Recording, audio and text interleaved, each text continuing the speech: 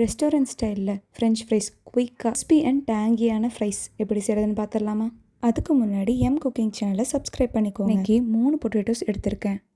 அதையே நீல வாக்கில் இந்த மாதிரி ஃப்ரைஸ் ஷேப்பில் கட் பண்ணி எடுத்துக்கோங்க.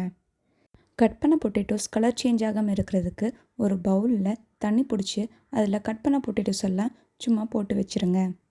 எல்லா பொட்டேட்டோஸும் கட் பண்ணதும் ஒரு டைம் ரின்ஸ் பண்ணிவிட்டு வேக வச்சுக்கலாம். வேக வைக்க ஒரு பேனில் தண்ணி ஊற்றிக்கோங்க. அதில் கட் பண்ண பொட்டேட்டோஸை சேர்த்தி ஒரு டீஸ்பூன் கல்லுப்பு சேர்த்திக்கோங்க.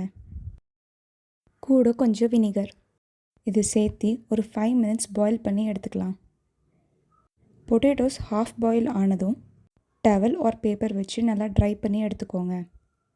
ட்ரை பண்ணி எடுத்ததும் 2 minutes மீடியம் ஃப்ளேம்லேயே நல்லா பொரிச்சு எடுத்துக்கோங்க.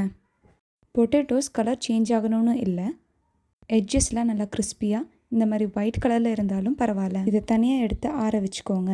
ஆற வச்சுட்டு இதை மறுபடியும் ஒரு 2 minutes ஹை ஃப்ளேமில் வச்சு நல்லா பொரிச்சு எடுத்துக்கோங்க.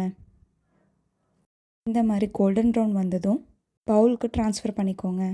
இதில் உப்பு, உங்களுக்கு பிடிச்ச சீசனிங், அதாவது மிளகாத்தூள், பெரி பெரி இல்லை பெப்பர், எந்த ஃப்ளேவர் பிடிக்குமோ அதை போட்டு டாஸ் பண்ணி எடுத்துக்கோங்க. அவ்வளோதான், சூப்பரான ஃப்ரெஞ்ச் ஃப்ரைஸ் ரெடி ஆயிடுச்சு. கண்டிப்பாக இதை செஞ்சு பார்த்துட்டு எப்படி வந்திருக்குன்னு சொல்லுங்கள். தேங்க்யூ ஃபார் வாட்சிங்.